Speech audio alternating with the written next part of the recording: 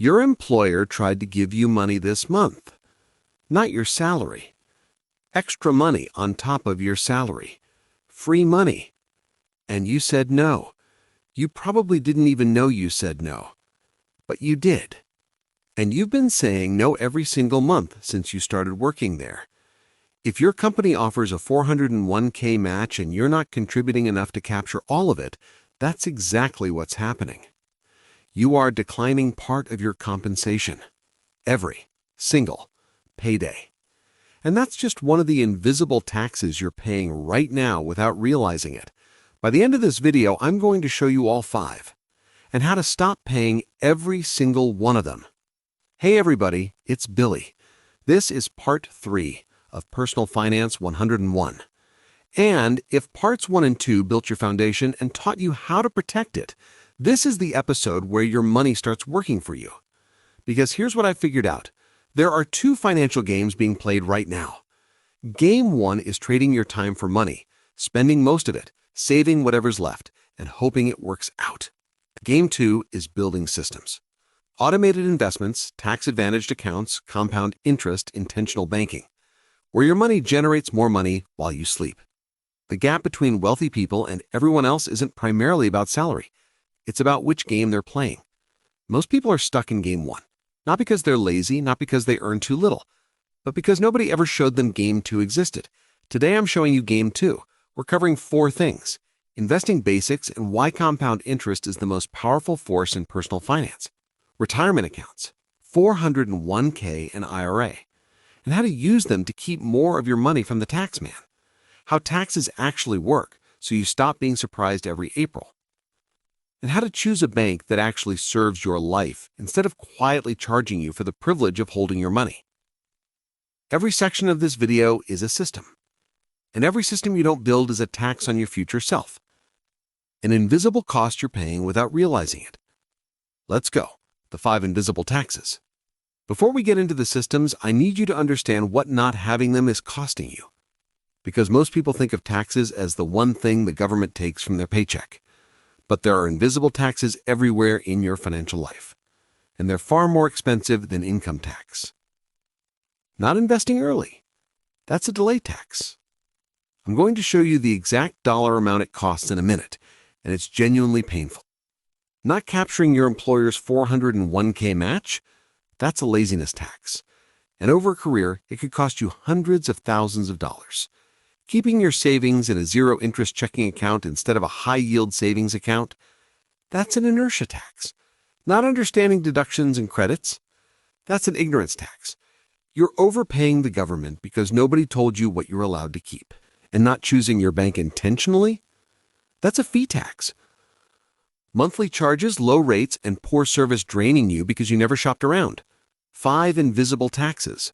By the end of this video, you'll know how to eliminate every single one.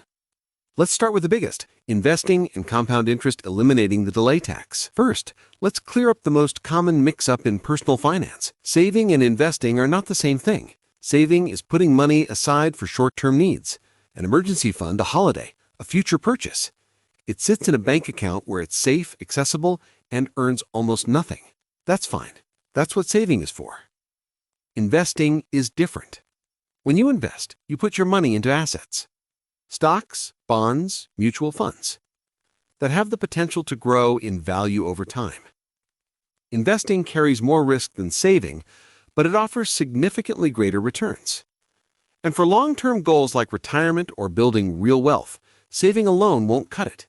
The interest on a standard savings account barely keeps up with inflation, which means your money is quietly losing purchasing power every year it just sits there. In Game 1, you save. In Game 2, you invest. That's the fork in the road. So why does investing work? One concept: compound interest. And it is genuinely one of the most powerful forces in all of personal finance. Here's how it works. You invest money and earn a return. That return gets added to your total. Next year, you earn a return on your original investment plus last year's return. The year after, you're earning on all of it. Your growth starts generating its own growth. It snowballs. Quietly. Exponentially. Let me put real numbers on it. Say you invest $5,000 at an average annual return of 7%, which is a reasonable long-term average for a diversified stock market investment, and you leave it completely alone. After 10 years, roughly $9,800. After 20 years, roughly $19,300. After 30 years, roughly $38,000. You put in $5,000. You did nothing. 30 years later, it's worth $38,000. That's compound interest. Now here's the part that hurts. What if you wait 10 years to invest that same $5,000? Same rate of return, same patience. But you started a decade late. After 30 years from that later start, you'd only have about $14,000. A 10-year delay cost you $24,000 on a single $5,000 investment. That is the delay tax. And it is brutal. You don't need to be an expert. You don't need to pick stocks. A simple, low-cost index fund, which tracks the broader stock market, is a perfectly solid starting point. The key is to start, stay consistent, and don't panic when markets dip. They always have. They've always recovered over the long term. Time in the market beats timing the market. Every single time. Retirement accounts, 401k, and IRA eliminating the laziness tax. Now let's talk about the most tax-efficient way to invest for retirement, and the place where most people are leaving the most money on the table. The 401k is offered through your employer. You elect to have a portion of every paycheck contributed automatically before taxes are taken out. That before taxes part is huge. Every dollar you contribute reduces your taxable income right now. Contribute $3,000 this year and you pay income tax on $3,000 less of your salary. Immediate benefit. Inside the 401k, your money grows tax deferred, meaning you don't pay taxes on the gains until you withdraw in retirement. By then, you may be in a lower tax bracket, so you could owe less than you would today. But here's the part that should genuinely make you sit up. Many employers match a percentage of your contributions. A common example, your company matches 50% of what you contribute, up to 6% of your salary. So if you earn $50,000 and contribute 6%, that's $3,000. Your employer adds another $1,500, free. That is money your employer is trying to give you that you are not collecting if you're not contributing enough to capture the full match. Think about it. If you've been at that job for 5 years and never contributed to your 401k, that's roughly $7,500 in free matching money you said no to. And that's before compound interest even touches it. Over a 30-year career, unclaimed match money, compounded, could easily exceed $200,000. That is the laziness tax. And it's the most expensive one on the list, the IRA. Individual retirement account is one you open yourself, separate from your employer. Two main types. A traditional IRA works like a 401k. Contributions may be tax deductible now. Money grows tax deferred, and you pay taxes when you withdraw in retirement. A Roth IRA flips the deal. You contribute money that's already been taxed. No upfront deduction. But here's the payoff. Your money grows completely tax-free. And when you withdraw in retirement, you pay zero taxes. For younger professionals in a lower tax bracket now who expect to earn more later, the Roth is often the smarter play. You pay a small tax rate today to lock in tax-free withdrawals for life. Think of it this way. A traditional IRA is like getting a discount on your meal now and paying full price later. A Roth IRA is paying full price now for an all-you-can-eat deal at retirement. If you expect your appetite and your tax bracket to grow, the Roth is usually the better deal. Practical starting point. If your employer offers a 401k with a match, contribute at least enough to capture the full match first. Then consider opening a Roth IRA and contributing what you can. Start now, even if the amounts feel small. Small amounts plus decades of time equals serious money. Taxes eliminating the ignorance tax. Taxes are one of those things most people deal with once a year in a panic. But if you understand the basics, tax season stops being stressful and starts being something you can actually plan around. The U.S. uses a progressive tax system for income tax. That means the more you earn, the higher the rate, but only on the income within each bracket. This is the single most misunderstood thing about taxes. If you move into a higher bracket, you don't pay that higher rate on all your income. You only pay it on the portion that falls into that new bracket. Imagine a staircase. Each step is an income range with its own rate. You pay the rate for each step only on the income that lands on that step. The bottom step has the lowest rate. As you earn more, higher earnings climb to higher steps. But the money on the lower steps is still taxed at the lower rates. Nobody gets penalized for earning more. That's not how it works. Compare that to a flat tax, where everybody pays the same percentage regardless of income.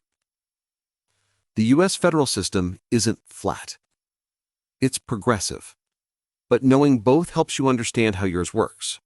Beyond income tax, you'll hit sales tax at the point of purchase, payroll tax deducted for Social Security and Medicare, property tax if you own real estate, and capital gains tax when you sell an investment for profit. Hold an investment over a year and you pay the lower long-term rate. Sell in under a year and it's taxed as regular income, usually higher. That's one reason long-term investing beats short-term trading. Now, here's where you stop paying the ignorance tax, deductions and credits. A deduction reduces your taxable income. Common ones include student loan interest, mortgage interest, and charitable donations. If you deduct $2,000, you pay tax on $2,000 less of your income. A tax credit is even more powerful. It reduces your actual tax bill dollar for dollar.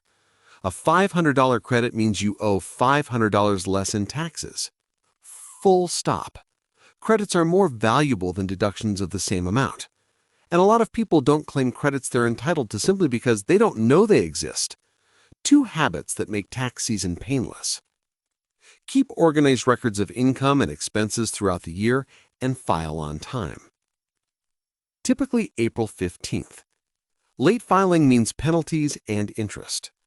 If your taxes feel complicated, using software or a professional is absolutely worth it. What they save you in missed deductions usually more than covers their cost. Think of it this way. Every deduction you miss and every credit you don't claim is money you earned, money you're entitled to keep, that you handed back to the government for no reason. That's the ignorance tax. And once you learn what's available to you, you stop paying it permanently. Banking eliminating the inertia tax and the fee tax. Last piece. And this one is quick, but it matters more than most people think. Where you bank is a financial decision, not a default. 4 types of institutions. National banks. Chase, Bank of America, Wells Fargo, are large, widely accessible, convenient, but often come with higher fees and lower savings rates. Regional banks operate in a specific area, similar services, sometimes more flexible. Credit unions are not-for-profit cooperatives owned by members, which typically means lower fees, better loan rates, and higher savings rates. They're genuinely underrated.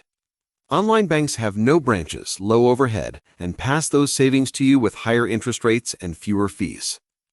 Now, your account types. A checking account is for daily transactions, paychecks, bills, spending money. A savings account is where you park money you're not spending right now. Your emergency fund, your goals. It earns more interest than checking, which is why your savings should never just sit in your checking account doing nothing. Money market accounts offer slightly higher rates with some limited access features. CDs lock your money for a set term in exchange for a guaranteed higher rate. The trade-off is flexibility. Here's the bottom line. If you're still using the bank account you opened at 18 because it was the first one you found, you're probably paying the inertia tax. Higher fees, lower interest, worse service. Simply because you never compared options. Spend 30 minutes comparing banks online. Look at fees, savings rates, and features. Make an intentional choice. In Game 2, nothing is default. Everything is deliberate. You're now playing Game 2. Let me tell you what just happened. You walked into this video playing Game 1. Trading time for money, spending most of it, and hoping for the best. You're walking out playing Game 2. You now understand compound interest, the force that turns $5,000 into $38,000 without you lifting a finger. You understand retirement accounts. And you know that not capturing your employer match is the most expensive mistake you can make. You understand how taxes actually work, and you know the deductions and credits that can legally lower your bill. And you know that your bank should be a deliberate choice, not a leftover from when you were a teenager. Every one of those is a system. And every system you build is one less invisible tax you pay. The delay tax is gone the day you invest your first dollar. The laziness tax is gone the day you set your 401k contribution to capture the full match. The ignorance tax is gone the day you file with real deductions. The inertia tax and the fee tax are gone the day you switch to a bank that actually works for you. Two people with the same salary, the same city, the same age. 20 years from now, one has $400,000 in retirement savings and the other has $11,000. Same income. The only difference is one of them built the systems. Today, you became that person. Let's lock it in. Start investing early. Compound interest rewards time above everything else. Even small amounts invested consistently grow into something serious. Use your retirement accounts, especially if there's a match. A 401k reduces your taxes now. A Roth IRA grows tax-free forever. Understand the progressive tax system. Use deductions and credits and file on time. And choose your bank deliberately. Compare fees, rates, and features, and stop paying for inertia. In Part 1, you built your budget and set your goals. In Part 2, you learned how to borrow smart and protect yourself. Now you have the systems that build real wealth. But we've got one more episode. And it covers the two biggest financial decisions most adults ever make: buying a car and choosing housing. Dealership tactics, the real rent versus buy framework, and the final game plan that ties this entire series together. That's episode 4. Big moves. See you there. I'm Billy, and I probably spend too much time thinking about why two people with the exact same salary can end up in completely different financial universes 30 years later, and how the gap almost always comes down to 5 systems that take about an afternoon to set up. If that reframe just shifted something, subscribe. Because that's exactly what we dig into here.